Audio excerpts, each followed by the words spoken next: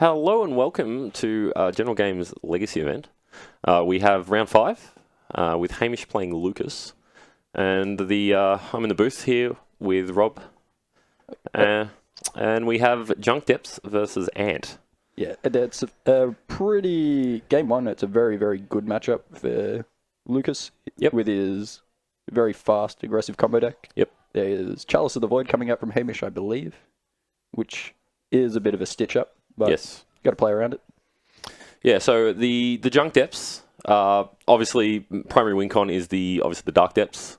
Yeah, the Dark Depths package, Knight of the Reliquary, and then just a whole bunch of good fair creatures. You play your Thalias to have game against combo decks. You play Chalices. Fair creatures. I like it.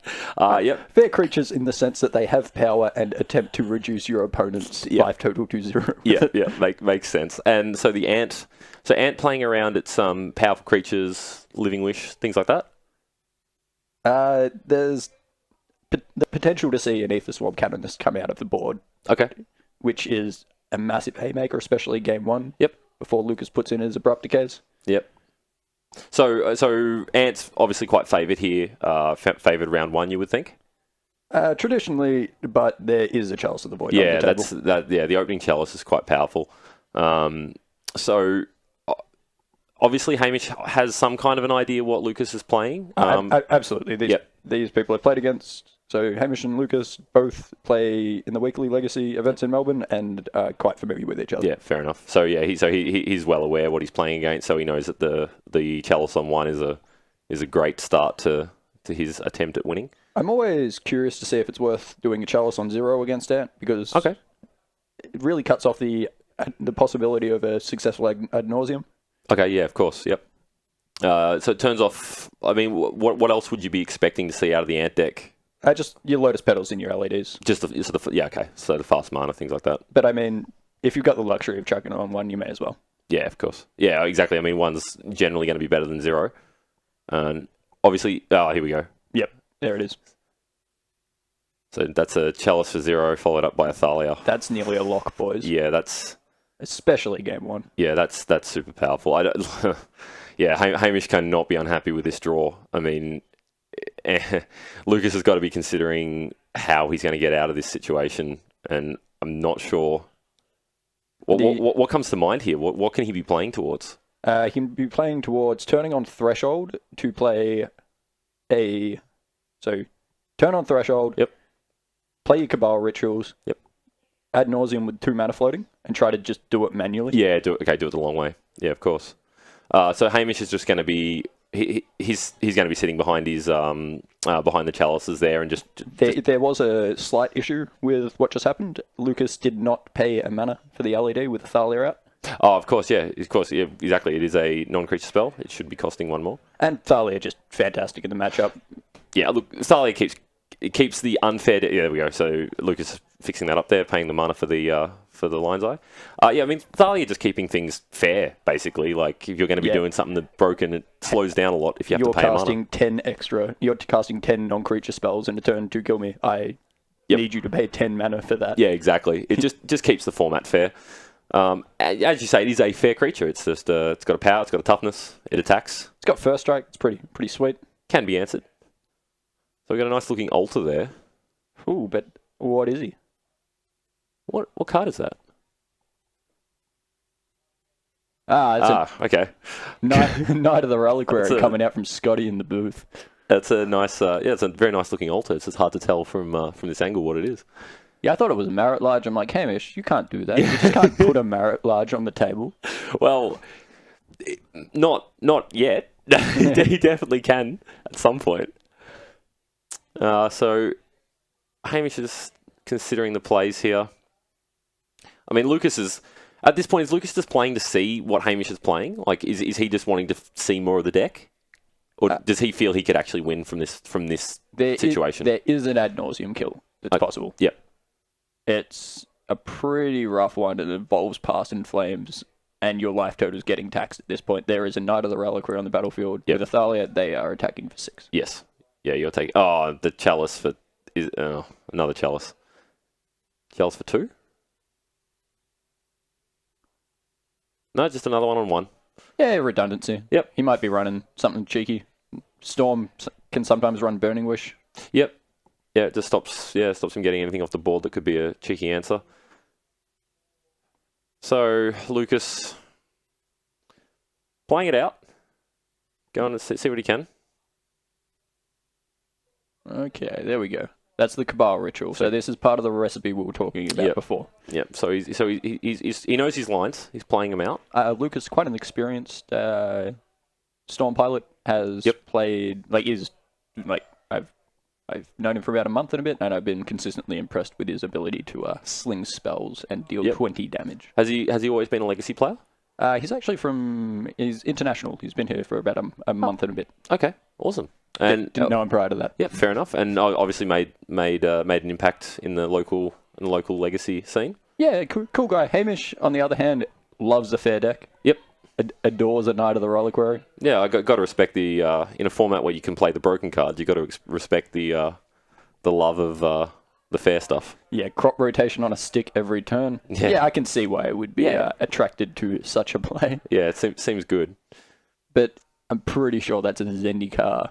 No, what forest is that? The one in play. Yeah. I don't know. I was going to pick on his basic landed choice, but he covered up the set symbol.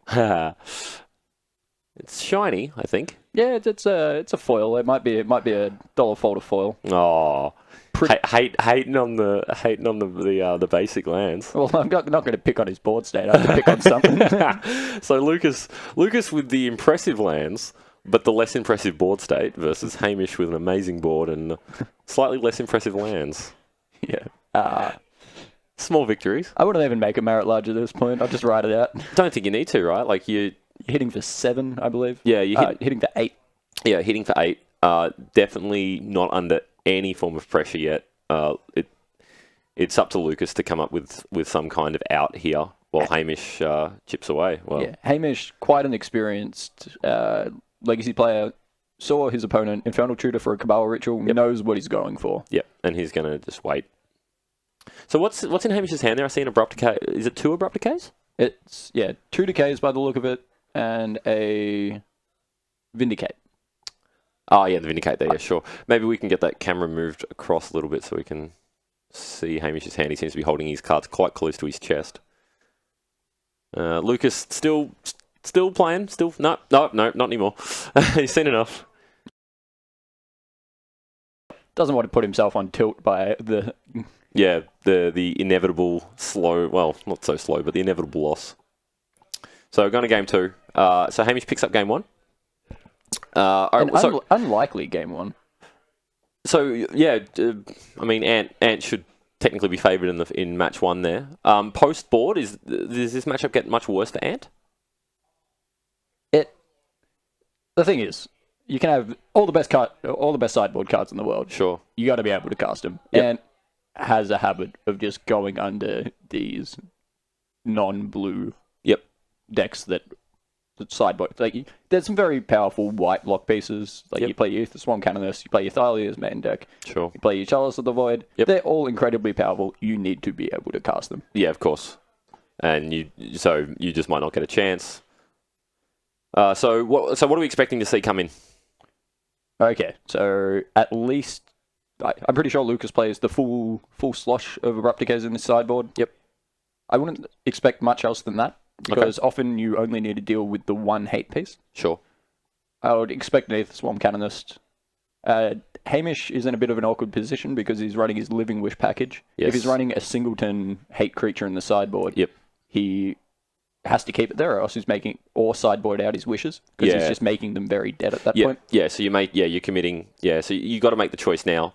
I mean, I would feel that Living Wish is still stronger, giving you the options once you get into the game to see exactly what you need, or are you better off playing the main? The thing is, it's like, if you have a Living Wish for an Aether Swarm Canonist, you're playing a 4-mana Aether Swarm Canonist. Yeah, instead of just playing the Aether Swarm Canonist. Yep.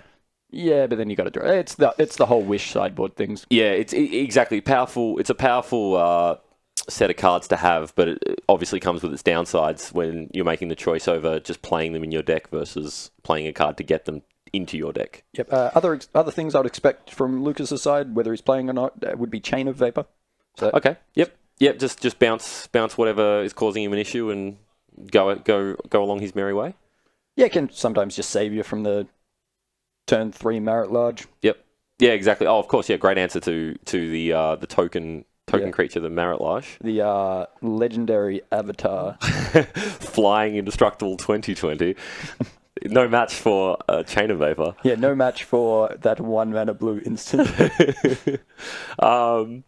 But, I mean, that's not that big of a deal, I would say, for Hamish. I mean, he can just make another one. A lot of the time. But Lukas often just needs a turn. Yeah, exactly. That one extra turn that he's not dead for is a whole nother turn for him to win.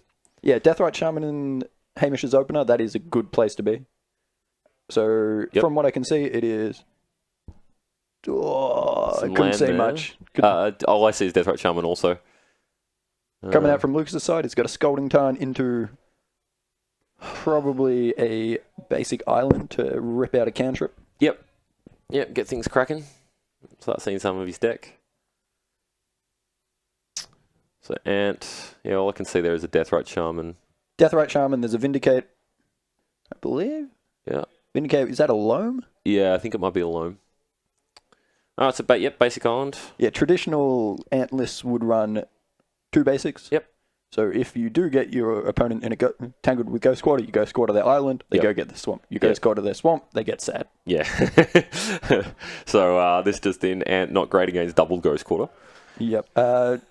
Ponder, shuffled. Not the best place to be. Not what you want to see. Not for your turn 1 play. I mean, that'll maybe your hand's great and you just don't want those top 3 cards. Yeah. It's not necessarily a bad thing, but I mean, it'd be nicer to know that your next 3 draws are gas, but... Yeah, but hey, that's cantripping. Yeah. So we do have the Chain of Vapor in the main deck. So there's the Lotus Petal. In the hand currently. So it's Cavern of Souls. I got no idea what that one is. Fourth from the right.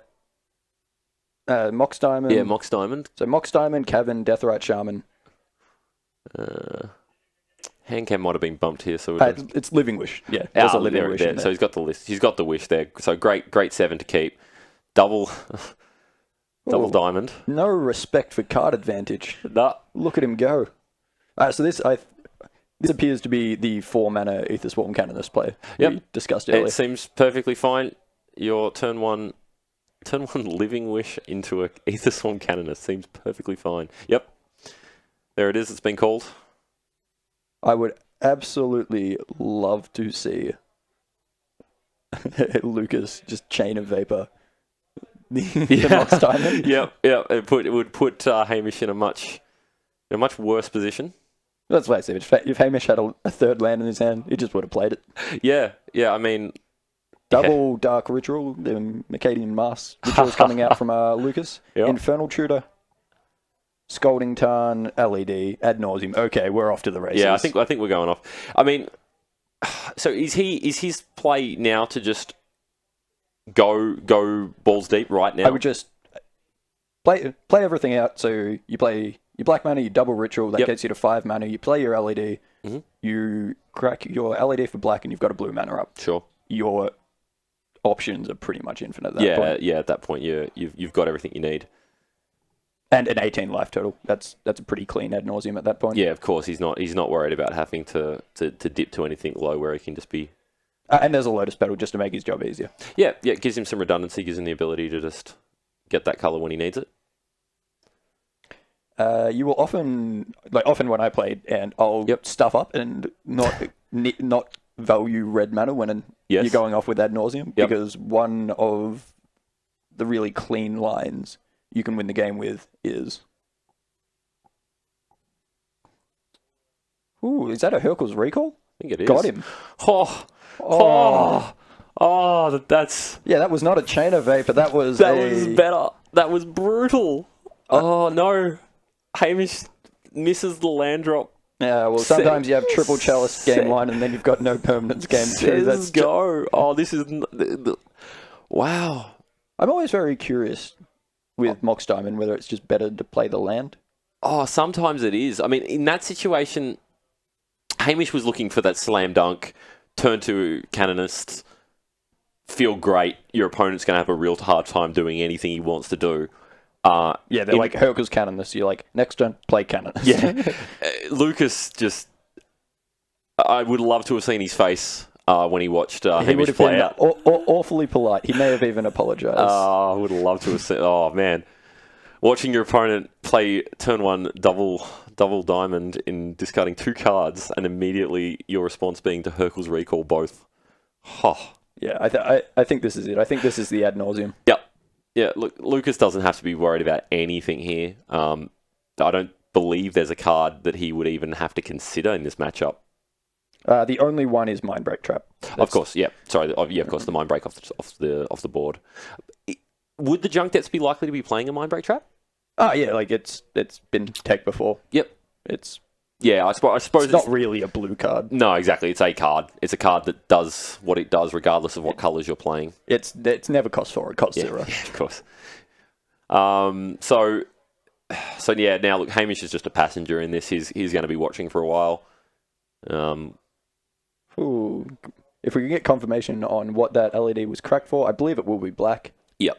Yeah. There it is. Yeah. So we've got the Storm Mana in front of us with the dice, which is nice. Oh, we might be going to game 3, boys. Yeah. 17's a pretty healthy ad nauseum. Yeah, look, I don't think he's going to be too worried about. He's just going to go for it. Oh, pretty clean so far. That's.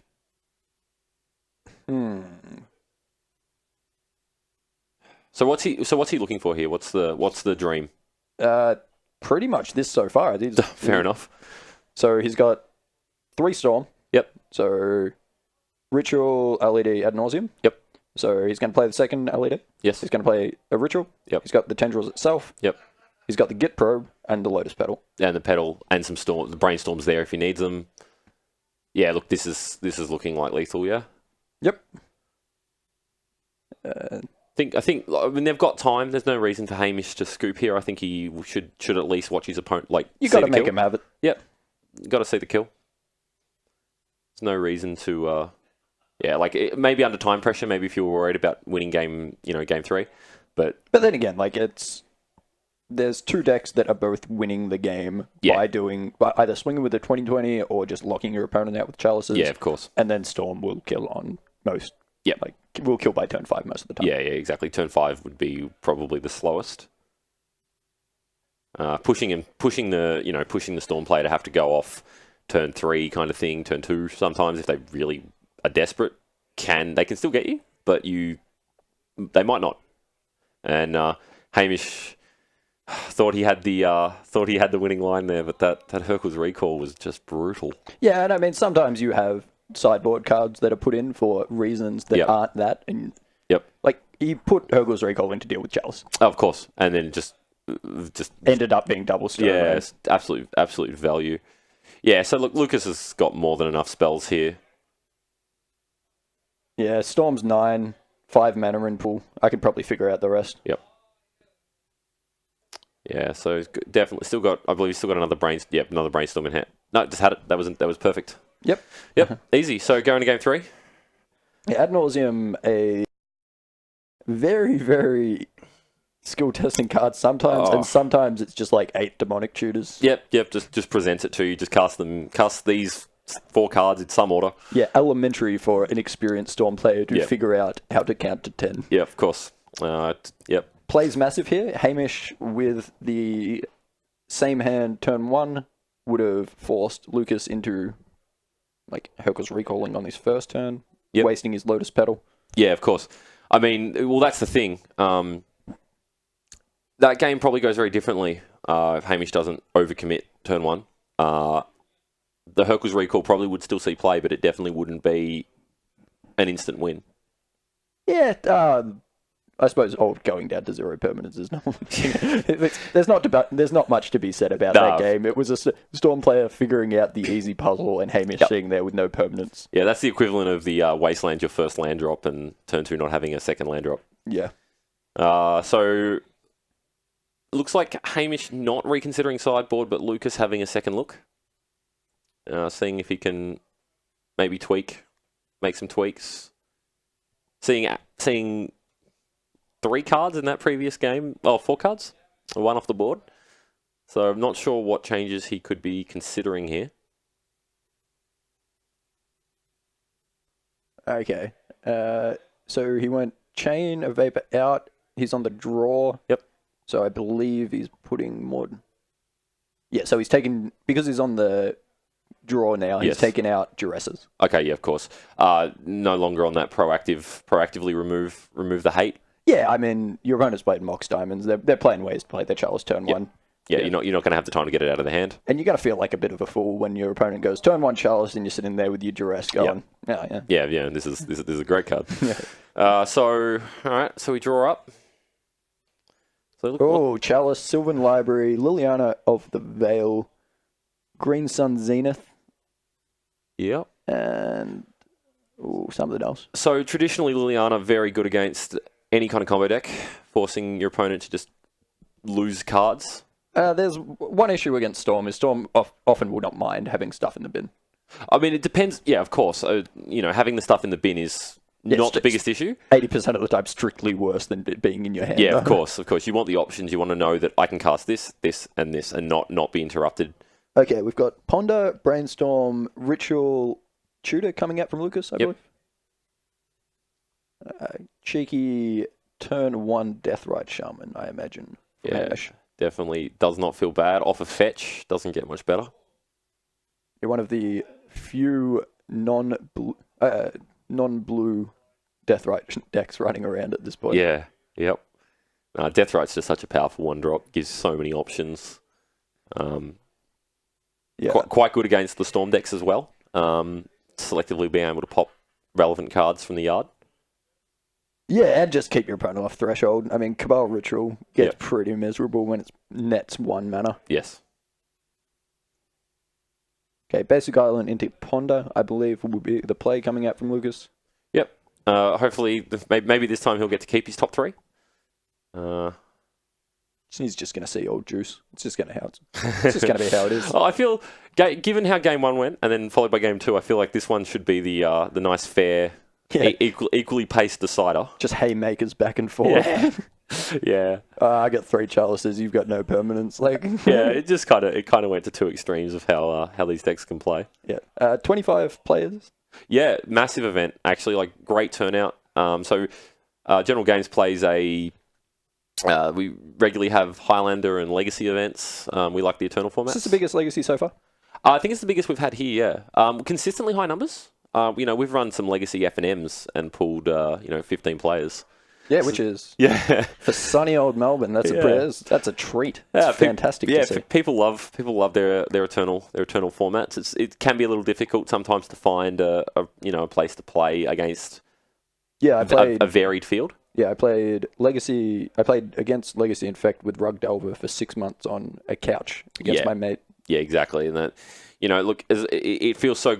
Playing Legacy is amazing. Playing Eternal formats is amazing, but it can become stagnant if you don't have the opportunity to play against the field. Yeah, and plus, a community gets built.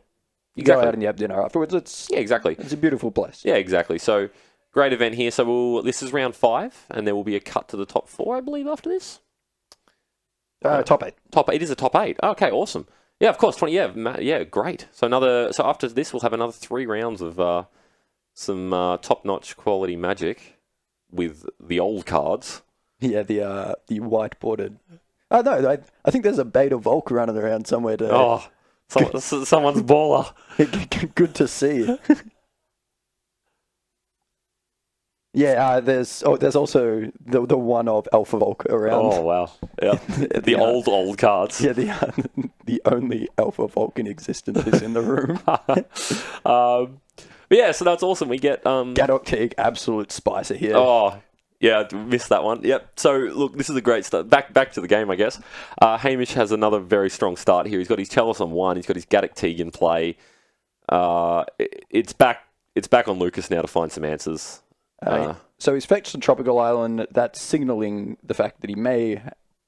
he's got the Abrupt Decay in hand? Yeah, the Abrupt Decay definitely could be an answer here. He's kind of a bit torn, because Gadok Teague stops Tendrils. Yep. Lukas doesn't play any Storm spell other than Tendrils. Yeah, of course. So casting that's a big deal. No cheeky freeze off the board? No. Because you need to Storm on average to 16, I believe, to have a clean early game brain freeze kill. Yeah, of course. It's just not as likely. Yeah. Empty the Warrens is a bit of a trap, as Lukas... I play it when I play Storm, but Lukas keeps telling me it's a trap. Doesn't win the game on the spot. I mean, I've actually seen games with certain Storm decks that have gone, look, I can't kill you, whatever, empty for a few. Yeah, empty for 8. Early enough in the game. How do certain decks deal with that? It's just the amount of time when your opponent get probes your seas, you're on Delver and just makes like 8 dudes, and you're like, I'll pack it up. Yeah, exactly. So we have a Bob in play. What's that? Is that Sylvan Library down the bottom there? Yep, that is Sylvan Library. This is almost becoming a lock at this point. Yeah, this is rough. So the Bob in the Sylvan Library. The only issue with Bob is if you're not killing your opponent, you can just go down to 10, and then he can cast all the bad spells in his hand, and then it tendrils. Yeah, exactly. So it can hit you up, but I mean, obviously having the Sylvan Library makes the Bob a little bit more powerful, gives you a little bit more selection as to how much damage you're going to be taking each turn. Yeah, and I mean, if you're really feeling it, you have the option to take 15 damage if you want. If you really want, cop the Bob trigger and draw a bunch. And yeah, I have a feeling there is going to be a Abrupt Decay hitting that Gadok Teague at some point in the future. Yeah, definitely. Clean Brainstorm coming out from Lukas. Yep. I'm not exactly sure of the line he would be looking for. So the Chalice was... Hercule's Recall. Okay. So it is under the Brainstorm. So end step Hercule's Recall, main phase Brainstorm, because whoever printed that card as an instant was lying. Yep, that is the fastest sorcery that you can play. Almost regarded as a mistake to be played main. To be played as an instant rather. Yeah, not main. Old mate AJ Saka. You just gotta watch his 30 minutes basic brainstorming 2 video. We should write a book on it, like old mate Steve Menindi and Gush. Yep, how to play Gush, how to Gush effectively, how to play Gush Fast Bond. another very powerful card in the format. Oh man, vintage is a ridiculous format. Yeah, vintage is nuts. Yeah, you have to wonder about some of the cards that are played. Oh, so what Lukas might be looking for here is he's leaving the green mana up. Yep. So once he's absolutely sure he's got his opponent got Hamish dead. Yep. He can use the green mana and one of the black mana floating to clean up the Gadok Teague just before the decay. Yep. Which is exactly what we're seeing. This looks like Past in Flames to me. So this is a Past in Flames. Yep. So got the Lion's Eye, going to do the stuff, play the cards, and then play them all again. Yep. Yeah, there's the red mana. Elementary at this point. Yeah. So Lukas there we go. So there's the Past in Flames. Yes, just good, clean living. Yeah, exactly. I mean, look, Hamish definitely had a strong board state there, and Lukas demonstrating that it takes more than just some on-board hate to stop a good Storm player and a good Storm deck. Yeah, but heads up play by Lukas boarding in, playing Hercule's Recall over Chain of Vapor. Yep. Chalice is if your opponent's got a Chalice on 2, then I don't know, it's not a good deal, but yeah. Chalice is on 1, the hallmark reason to play Chalice in the format, and the recall gets around that. Yeah, exactly, the Hercule's Recall. And sometimes you just get more value out of it. You hit it and something else, or you hit 2 Chalices, or sometimes you just hit 2 diamonds. Feels good. If there was a card that did that... Yeah, there it is. Oh yeah, good clean living, just saw the line, cleaned up the hate pieces. Yep. And systematically destroyed Hamish. Look, 2 great games, absolute haymakers back and forth, and then a nice fair sort of board state that Lukas dismantled effectively and demonstrated the power of the Storm deck. Okay, good to see. Yeah, we'll be back with the top 8. Thanks, guys.